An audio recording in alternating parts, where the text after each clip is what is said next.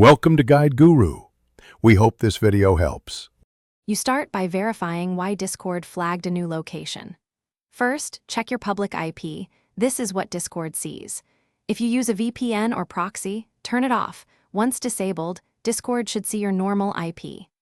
Next, power cycle the router and your computer or phone to request a fresh IP lease from the ISP. While you wait, make sure location services in the OS are consistent. This prevents mixed signals between IP-based location and device GPS.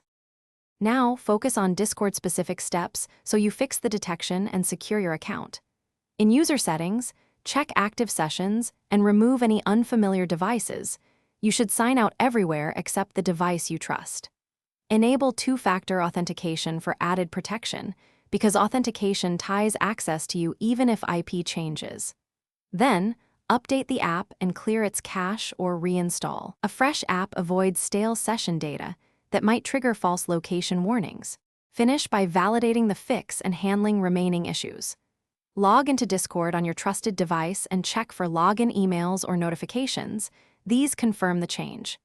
If Discord still flags a new location, gather timestamps, the IP address you observed, and device details, then contact Discord support. Provide clear info so they can investigate.